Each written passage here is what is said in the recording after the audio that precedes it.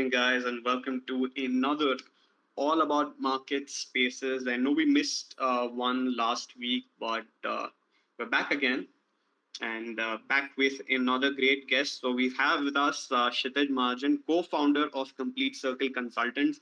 Kshitij, thank you so much for agreeing to do this and taking out the time. Really appreciate it. Thanks, Yash. Thanks, everyone.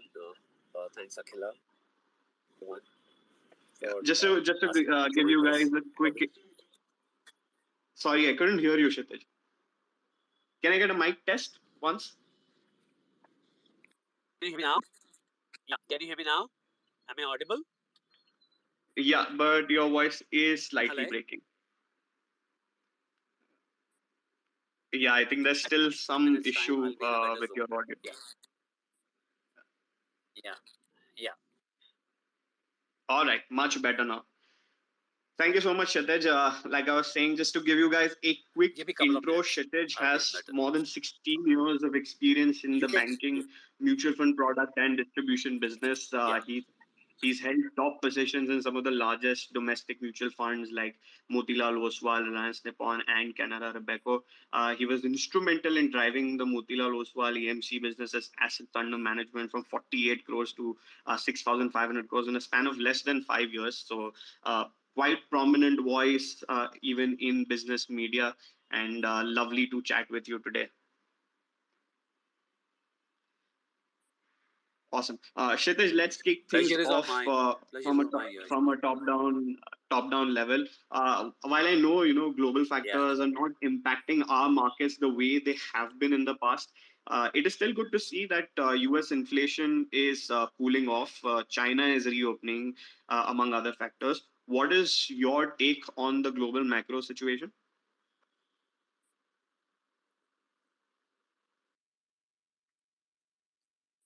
So, Yash, very, very,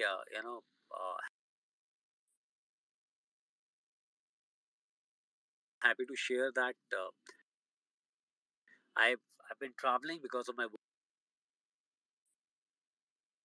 work to Europe and US. I just returned 2 days back from US. These are not looking like you asked me, but the data which are coming there, in real life investments are like we can see a lot of jobless out there. Things are not bad, but I am Iceland will happen very soon, and that will be reflected in a couple of quarters time from here. We have seen the first data where 20 bips cool off from the predicted level has happened, and we have seen a rally of 40 bips on US GSEC. So my sense is this rate hike on global front as well as on domestic front. Nobody has seen this type of fast rate hike in the past. This, so my sense is it will give some surprise to various central bank as well as people like us who are in the market, and I see that a very positive sign in terms of the data point which are expected and what has been predicted. So seems like yes, there is a trouble because nobody has actually seen these type of rates in quite some time since the global financial crisis. But having said that, let's wait and watch how things will span out. Kshitij, Kshitij, really sorry to interrupt you, but your audio is really breaking a lot. Can you drop off Am I and am I rejoin audible again? now? No, I mean Yeah, sure. I'll do. it keeps breaking Okay, when I'll you're I'll, I'll talking. drop.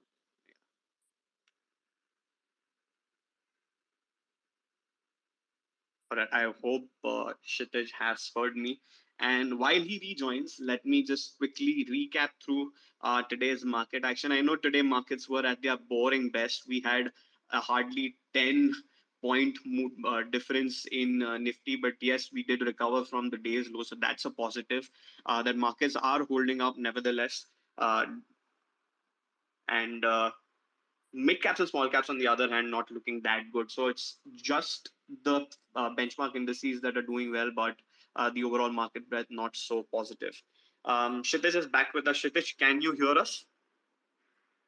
Yeah, am I audible now? Yeah, loud and clear.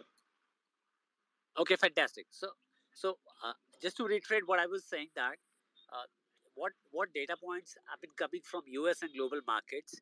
So I'm talking about right now. Let's talk about US first.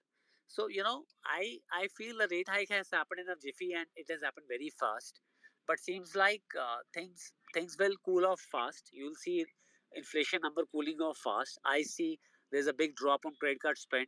I was there in US for 13 14 days. I met a lot of people. I have a lot of friends and family there, and we met clients also. So see, yeah, there is a lot of question mark on credit, defaults, but seems like the inflation part will be taken care in a quarter or two. That's what my gut says. But yes, I don't know how things will span out in terms of the credit part.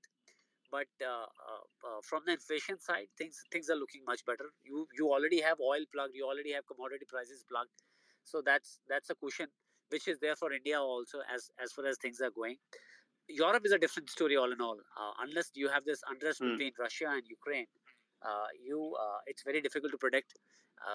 We have Netherlands which have just lifted all the sanctions. I was in Netherlands, and the the the energy prices have gone up by 2.5 times. I'm talking about right now September. Now winter is there, and it's actually very difficult for them to survive without the gas.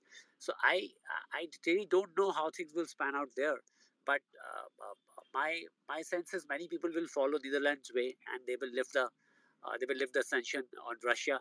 That's what my sense is, because you have to take care of your people as a country. So that's the situation is. Seems like in India also, I think we are almost done with the rate hike, and inflation very much plugged. WPI is sub single digit after 3 quarters. So seems so so overall you see that that noise about the inflation part going off the roof. I think that doesn't look like it will go that way. So there we are. Let's wait and watch how things will span out on other parameters All also. right. Yes. Yes, fingers crossed.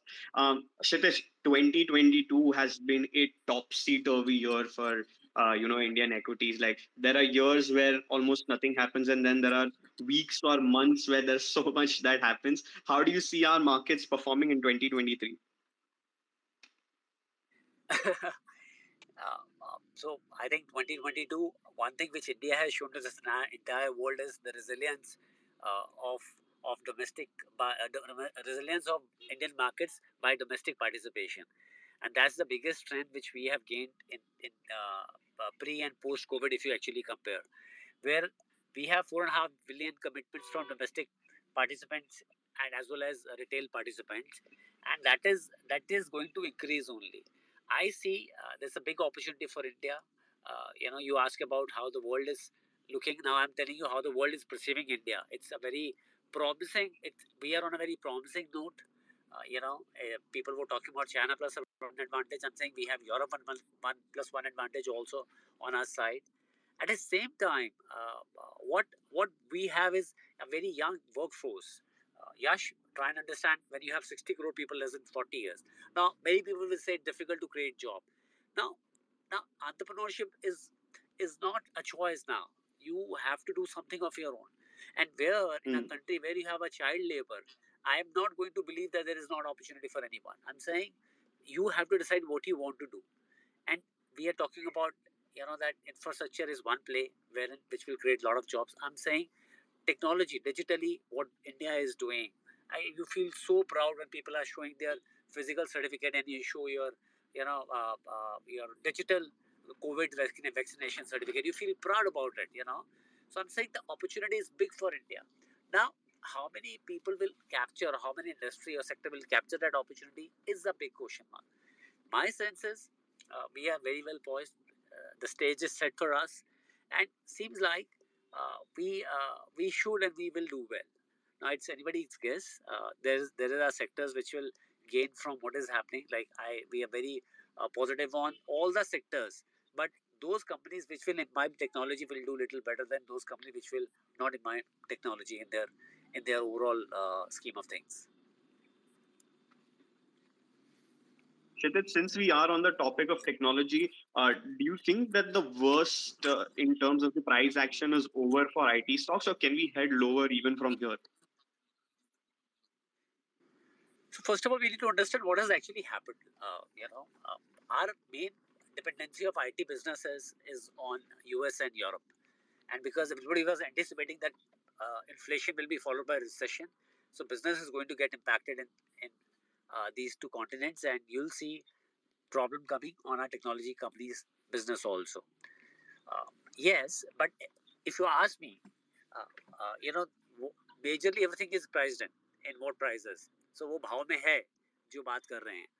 Now, what is going further going to happen? Okay, second thing what happened is that the attrition part, which has actually hit us badly, and that attrition has caused further.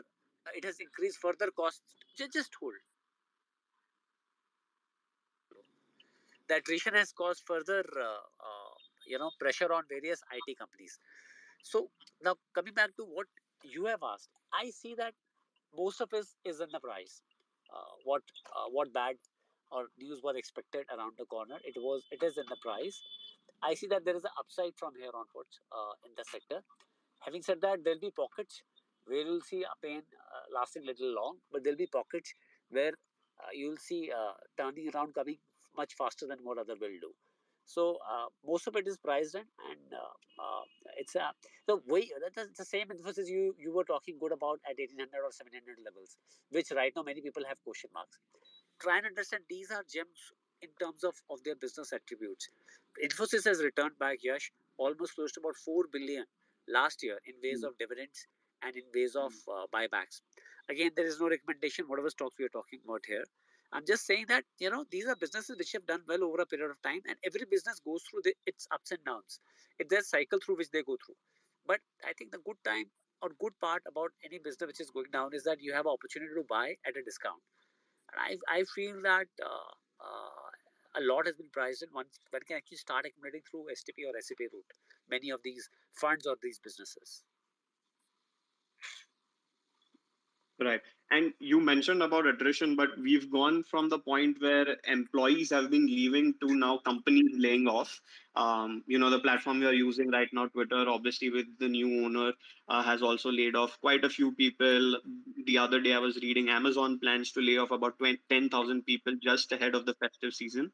What do you make of that? And does that offer, some comfort in terms of margin pressure? So I have not seen, except for a few startups in India, where the layoff part is going on. But yes, all these biggies are doing layoffs in mostly in US and Europe. So yes, I agree with you. It can create some problem out there in those countries. But as far as India is concerned, I see that wherever I'm talking, like I'm in touch with a lot of consultants. Most of the IT companies are hiring. Now there's one shift. What has happened in global markets also? Most of the new jobs are coming on a contractual basis. Now this is something very interesting. Rather than just having a full-time employment, the contractual part is actually getting more into play. So let's see how things will shape up. Let's see how things will happen. But as far as India is concerned, you talk about, I think IT must and it should do well from here onwards. Got it. Kshitij, the earnings season just got over earlier this week. Besides autos and BFSI, there is hardly anything to cheer about. Can we see a rebound in the second half of the year? So, sorry, I missed that last line. I was asking whether we can see a rebound in the second half of the year and generally your overall thoughts about the earnings season. So trying to understand what has happened to BFSI and auto. Auto has not done for since last 5 years, but off late, in last couple of quarters, many of the auto companies they have come up with new models. They have been back to back launches by Mahindra, Maruti. Few of the set of companies on the OEM side have been doing really well. So this is in fact last 2 quarters only the numbers have been really coming well. BFSI, this is a very good time for any any bank or any BFSI company. One is when you're in an interest rate hike cycle, what happens is that your borrowing rate, uh, you know, I'm sorry, your deposit rate will remain the same, but your lending rate will increase because most of lending rate is repo linked. So this is a very good and golden period for banking sector. At the same time, I have never seen in my career the way the health of banking financial sector is right now. I've never seen that. Thanks to RBI, thanks to excuse me, SEBI, and thanks to NCLT, where there's a lot of recovery happening. So I think this is a very good time. That's why these two sectors have been posting good results. Coming back to other sectors, I see a very promising couple of next quarter, wherein on the consumption space as well as let's if you leave pharma and technology for the time being, maybe Mm. another one quarter you'll see a little pain, or maybe you'll not see that upside coming very soon, where one can start building a position, because rather than buying a company or a sector where it is at top, rather than just start buying where it is about to do well. I think there are many other sectors which should and will do well. I think we have a lot of sectors on the housing space, should do well. FMEG sector, fast moving electrical goods sector should do well, because there's a lot of scope building up there also. We normally don't even talk about many sector like defense sector, where it has started doing so well. Many companies are Right. so, and under this scheme of your made in India campaign, lot of businesses. In fact, from the net importer, we have now started exporting almost $2 billion we exported this year. So there are a lot of companies come out in that sector also. So sector rotation always happens. Look, sometimes some sector will do well, sometimes some other sector will do well. From here onward, broadly, India should do well. And rather than being sector specific, like, you'll be surprised, Yash, last 4.5 5 years, auto sector has not gone anywhere. Just pick up any company or any name. But in that sector also, there are few names which one can see that they have done really well. I'm talking about the OEM space. We have Minda Industries. Again, there is no recommendation. It's a part of my portfolio. But I'm saying it has done well. So there'll be pockets you have to pick rather than just going by sectors. So I see that across sectors, there's a lot of positivity which is building up, and we should see some names coming out from each and every sector which will do extraordinarily well. Got it.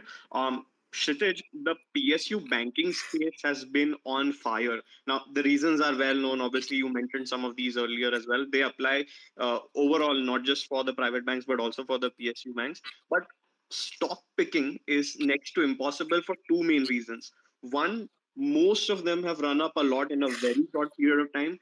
And two, a lot of people at some point in their lives have burnt their hands. So, is there any stock that you personally like from this space? Again, this is not a stock recommendation, guys, but just trying to get Kshitij's thoughts on which PSU banks are still looking attractive.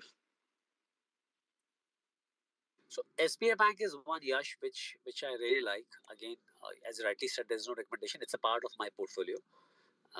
SBI Bank is one bank which on a PSU space we really like a lot. One, obviously, it's Hmm. a lady bank.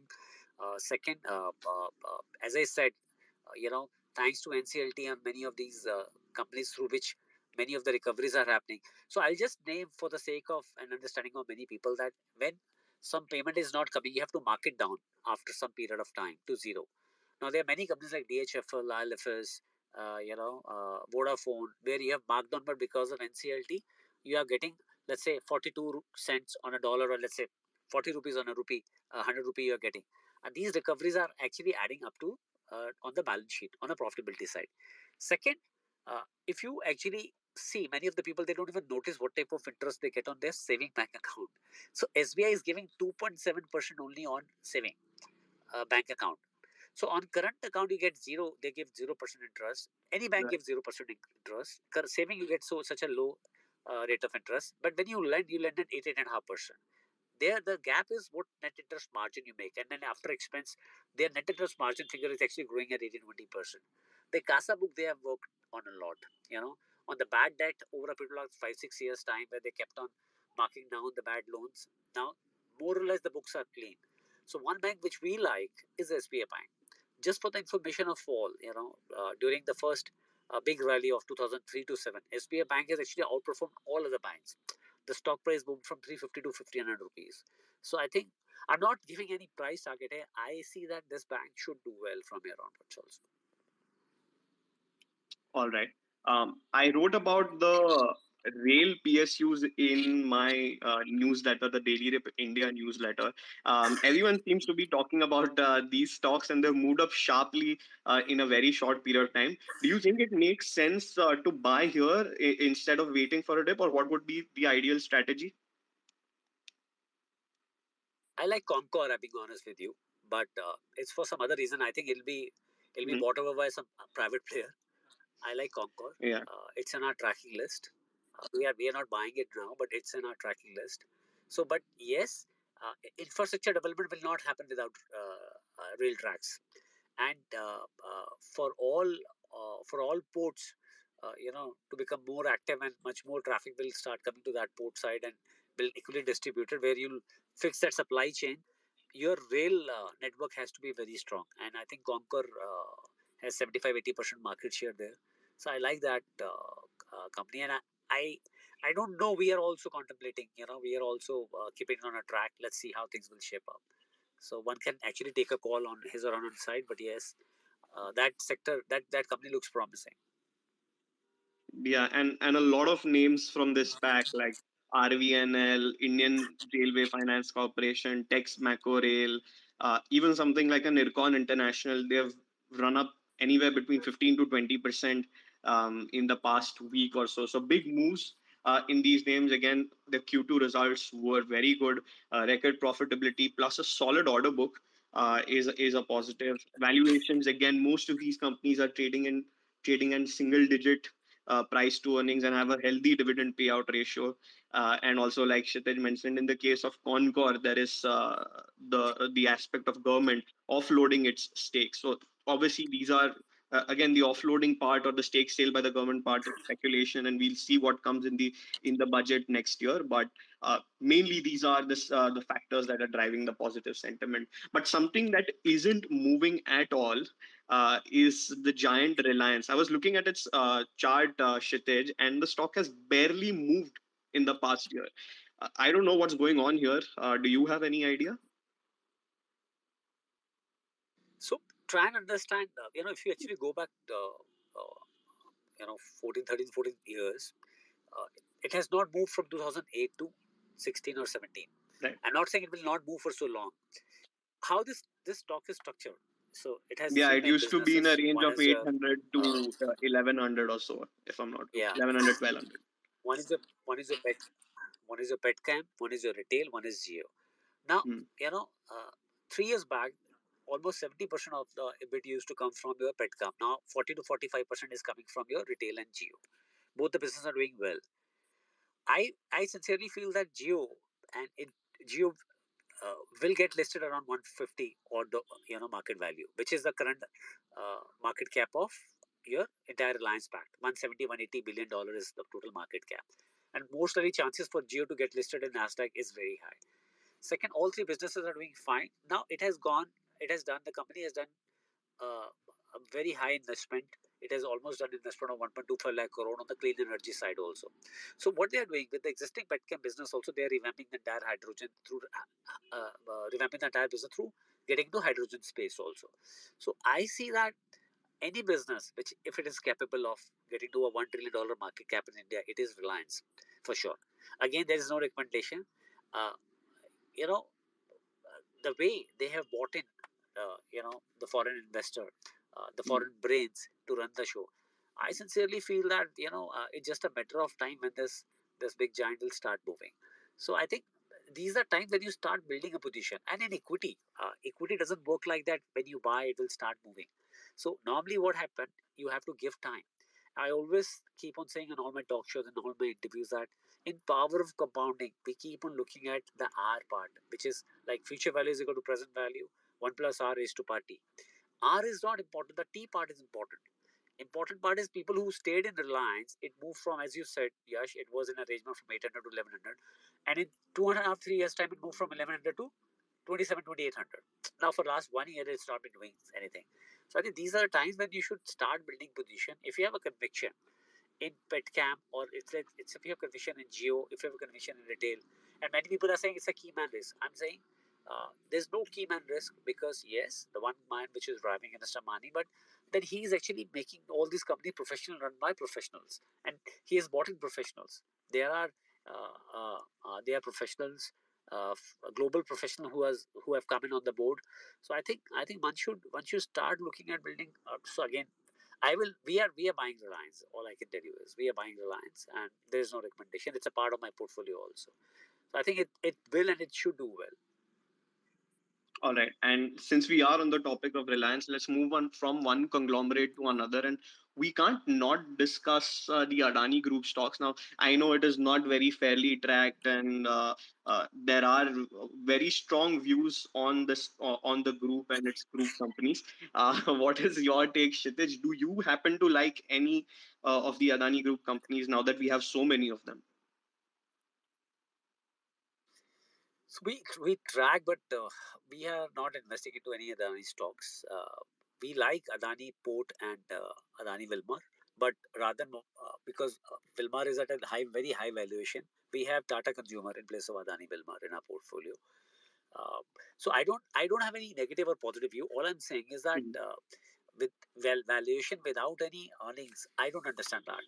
So I, or let's say as a house, complete circle view is that boss, top line is vanity, bottom line is sanity.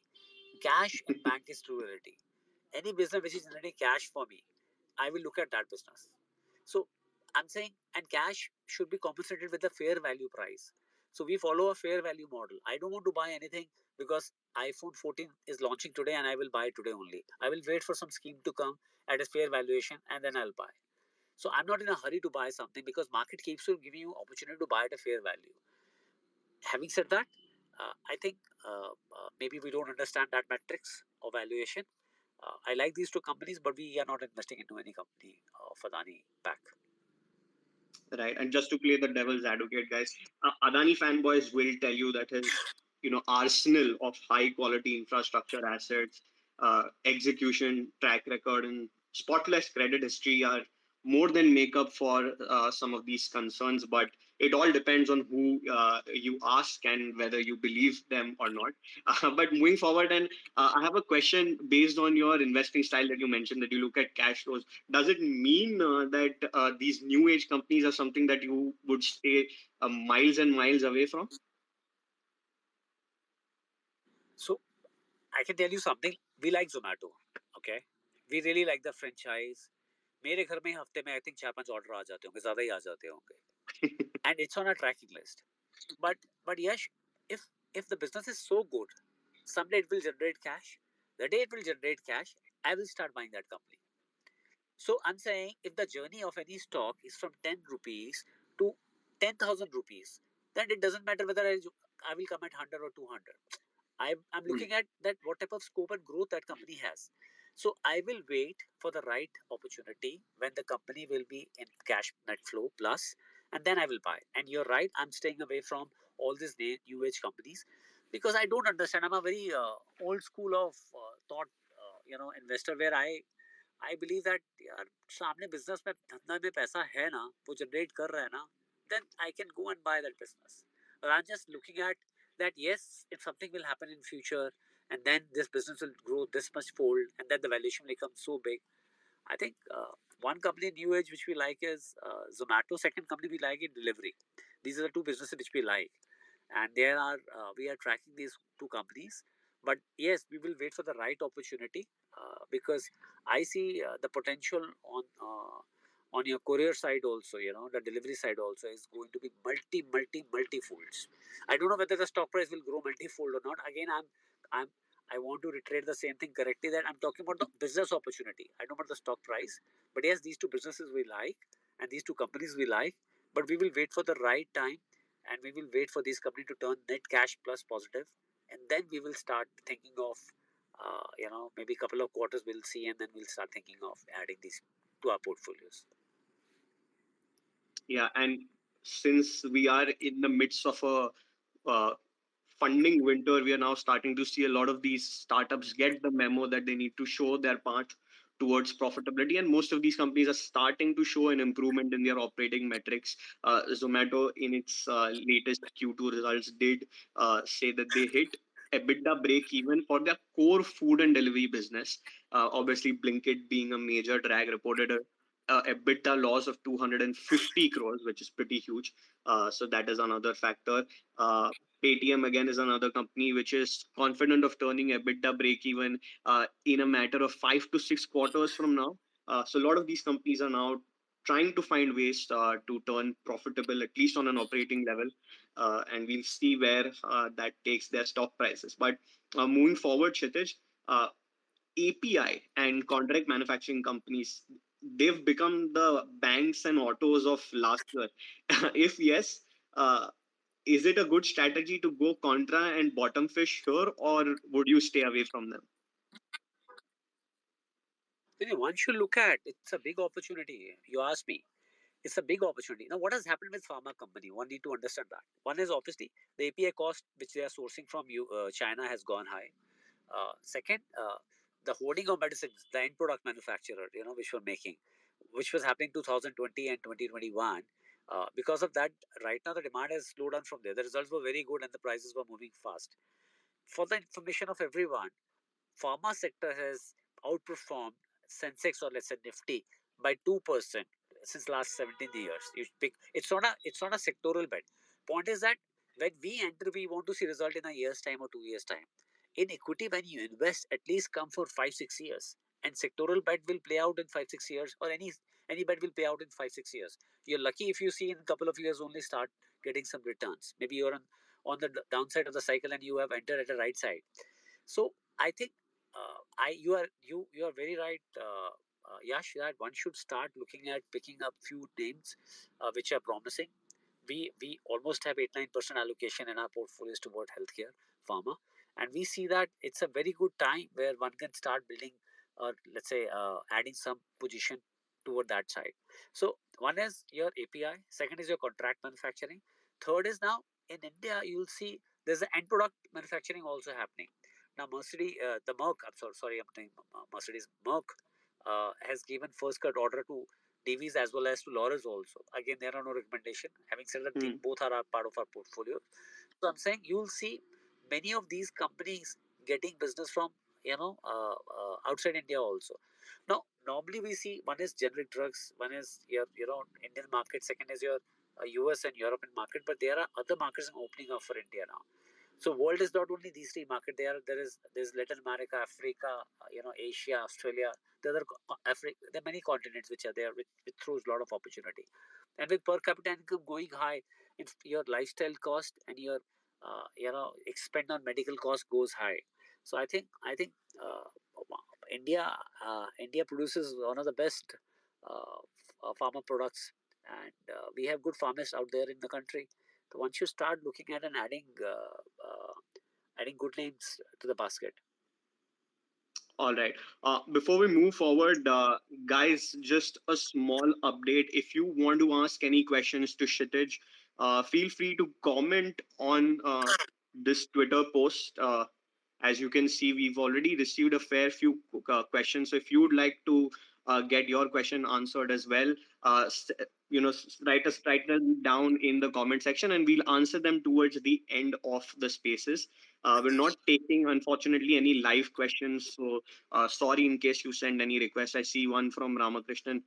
So do send your question on the comment section, or you can DM me as well. But moving forward, Kshitij, from one season that was the earnings season to the wedding season now, India known for its big fat wedding. Perhaps this year could be even bigger and fatter, considering that there are no COVID-related restrictions. You briefly mentioned about some of the consumption names that you are watching out for. Any ideas in particular that you want to share? Again, with full disclaimer that these are not obviously stock recommendations, but what you are watching out for. So the registered numbers are close to about 32 lakh weddings. So average expense on a wedding, if you count it to be 25 to 30 lakh rupees, think about the type of uh, money in circulation. 32 lakh weddings, Yash. That Hmm. these are the registered number. Okay. So from where I'm coming, just think about whether white goods, brown goods, you know, your IT goods, your FMEG, fast moving electric goods. Just take the name auto. Every sector will do well next 2 quarters. You're gifting me car से लेके हर चीज, AC, fridge, all that stuff. Then you have your furniture and everything. So just pick an. I'm saying good. But one need to understand when you pick any company in your portfolio, you have to be very particular about the quality of management. Businesses they keep on doing well, but whether you will make return or not, that depends on the management and how compliant the management is. If the management is good, business is good, for sure you'll make return. The quality of business into quality of management. 1 into 1 became 11. Just a different maths. But if 1 into 0, whether business is bad or management is bad, the end result is 0 only. You'll not make money out of it. So I'm saying there are so many names which one can pick and choose. We have a couple of them. We have Polycab, we have Tata Consumer with us, we have Mahindra and Mahindra with us, in some portfolios Tata Motors with us. So again, these are my portfolio stocks, but there are no recommendations. You can do your due diligence at your end. But yeah, there are good names which should and which will do very well. It's a big opportunity, believe me. And one can actually think about it कि एक शादी में क्या क्या कुछ होता है, आप समझ लो, है ना? From hotels Hmm. business to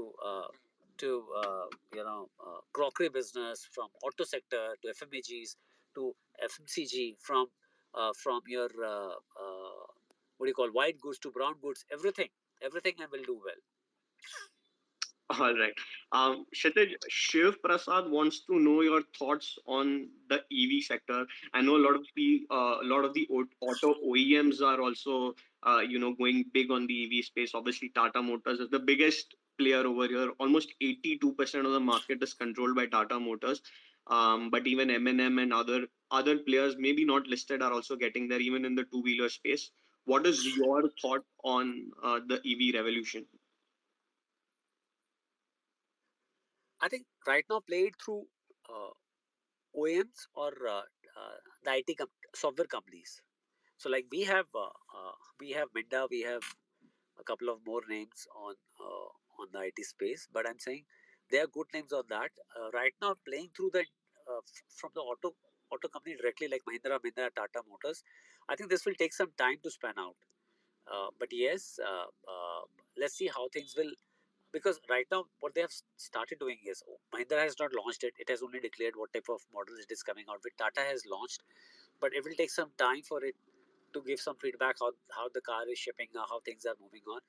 Yes, the space should do very well. So yes, what used to happen? 10% used to be 10% of the total car parts used to be software parts in 2015. Right. Right now, it's close to about 30-35%. In 2020, 25, 26, you'll have this around 60-65%. So one play is so that you can play through companies like Tata Lexus of the world. Again, no recommendation, but I'm saying these companies should do well, because as and when will grow and EV space will catch up fast, you'll see more and more software companies will start plugging it into the car. So that is one thing which one should look at. EV as a sector, yes, it's promising. It should do well, but in India, it will everything will coexist, whether petrol, diesel, EV, hydrogen, your clean energy, ethanol, because all this will take some time. And we are a big country. It's a big population that we are talking about the entire EV change. I think this will take some time, but yes, it's very promising, this sector. All right.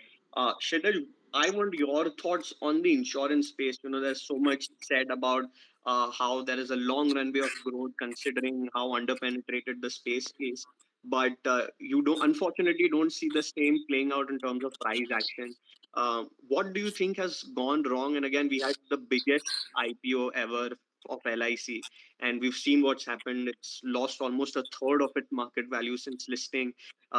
It listed at about 5.5 lakh market cap. Now it's just a little over 4 lakh crores. How do you look at the insurance space? Do you like any companies over there? So let's understand how it works. Uh,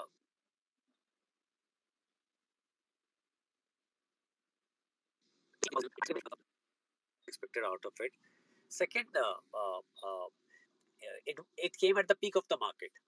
So one, obviously you said it is down to its one third or one fourth value. I'm not even tracking it, but there are good players on that space. Again, LSE is a good franchise. It is just the timing part which is not, and the pricing part at what they came out with the IPO is not right. But they are good players in that space. We like HDFC Life a lot. So HDFC Life is one company where we see can look at creating wealth for many of the people around.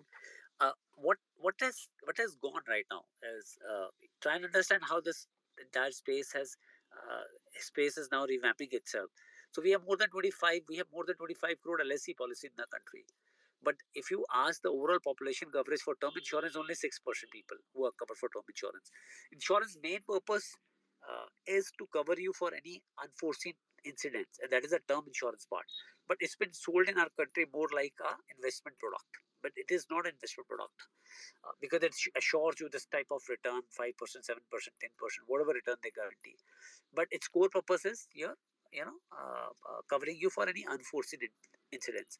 Now, most of these companies, the good names like ICICI, HDFC, Max, they have changed the gear, and a lot of focus is on the term insurance also, because uh, one thing which is by default required by any individual is term and medical insurance, and there I think HDFC has taken a leap, and as a company, it has focused on getting more and more percentage allocation over that side of the business. Having said that, the sector has not done well since last 2.5 years. There are obvious reasons for that. One is we have seen the COVID part, what has happened. Second is, HDFC. Just wait. Yeah, sorry. So HDFC was Yeah. having a tie-up, and through which it used to give some. I'm, I'm sorry. I'm sorry. So it used to give some dividends on a quarterly basis to its partner. Mm. So one reason is that, but otherwise you see, I think HDFC is one promising company where one can start looking at making some, taking some, you can say allocation. So where the as a country we are so less on our insurance coverage, whether it's medical or it's term insurance coverage, I think the scope is good. Few things which they need to do a lot is that the wrong selling part, which is actually create a lot of negativity for insurance sector.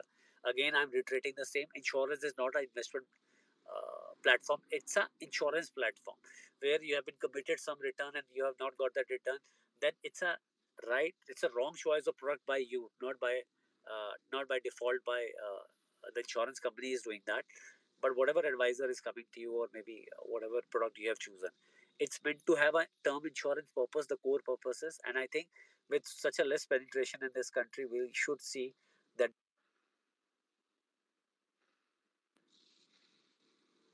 Got it.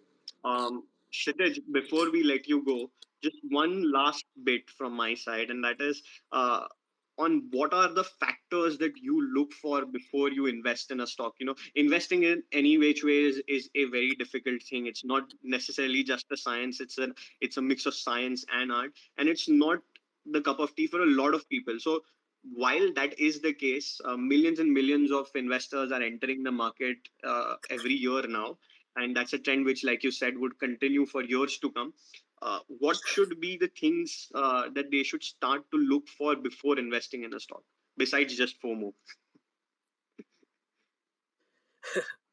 So yes, yeah, FOMO is obviously not a factor, but I can tell you to all my friends who are what I look at, while when we invest in a market, and it's Mm. actually very simple. Investing is actually very simple. We complicate it by looking into lot many factors. There are almost 5.5 6,000 listed company on Indian exchange. Uh, I just mentioned 5 minutes back. We look at first is on the quality part of the management. Uh, in India, you see 85-90% you know uh, uh, get deleted from the portfolio when you look at the quality part of the management. And there are many ways you can look at a quality part of the management, wherein you can start looking at any question marks, any notices on the company, or let's say what is the dividend consistency, paying history, or let's say any management major change, any buybacks, how consistent they are. So any auditors change, any reporting by any of the broking companies. So there are many things that you can find, and a lot of data is available right now on the internet space. So on a quality parameter only, the filtration happen. Second is the earning part, or you can say ROE or earning growth. Uh, so in a country where the cost of doing a business is 9-10%, it doesn't make sense for you to invest into any company which is doing earning part of 10% or ROE of 10% or 11%. Our filtration is of 15% at least, because end of the day, you should do much more than what the cost of business is. Then only your company should get a valuation in equity market. Third part, whenever you are reporting a number, you should be reporting with a expanding profitability. Let's say if your sales number are going high, your earnings are going high, but your profitability is reducing. That means uh, overall situation in overall things, the cash, as you mentioned, in bank generated is less, which is not a right way of looking at it. Eventually, if you're not making profits, for what you'll get a valuation. So, and market is very smart. You can't hide things from market. It has all the reported numbers. Sometimes many people think that they can make a fool of it, but I don't think so. But as a retail investors, like I'm also a retail investor like you, sometimes many data points are hidden from us and we are not privy to many things. That's why we have to be a little more active while doing this, how things are shaping up. And the fourth important part is that come what may, whatever uh, how much ever good the company is, you should buy that company at a fair value. Don't buy that company just for the sake of, because somebody has told me today I'm quoting this, tomorrow somebody else will quote this, that this company should be good. You should be buying any company at a fair value. Fair value means you should not buy a company costly. So Asian Paint 24 2500 we've been buying. Again, there's no recommendation for Asian Paint, but at 33 3400 I'll be refraining myself to buy Asian Paint, because I don't want to buy a company costly and then to have that gestation time increasing for that company to perform. So I think whatever I like, I will like to buy that company at a fair value. That's what that's how we go about it. And after doing so many things, yeah, still we go wrong in couple of names. So I'm saying don't worry about going wrong, but rather not investing is the biggest worry.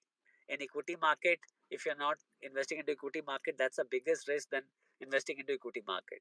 But yes, learn from your mistake. There is no easy money in equity market. Give time. Give time. So somebody asked me what is a good book, to read to invest in equity market. I have only one answer. It's your own checkbook. You have to cut a check for yourself to learn how to invest in equity market. As good as that. So participate and learn and and commit some mistakes, but don't pay a high price for your mistakes. Be curious. Yeah, be curious. Awesome. That was a great recommendation. Best book to read is your checkbook. That was awesome, Kshitij. Thank you so much for agreeing to do this. And before we let you go, obviously, many congratulations to you and your team for winning the award for best upcoming portfolio managers. I just saw your Twitter feed Thank you and very got much. to know about it. So, wishing Yeah. you and your team all the very best for the years ahead. And Thank you. in case Thank you you guys are so much. tuning in late, this Twitter Spaces session is being recorded and will be the first pinned post on our handle. So do not forget to check it out. And while you're there, sign up to the Daily Rip India newsletter to stay updated with all that's happening in the world of equity markets. This is me, Yash Upadhyay, signing off. I'll see you same time, same place next week. Thank you. Thank you, guys.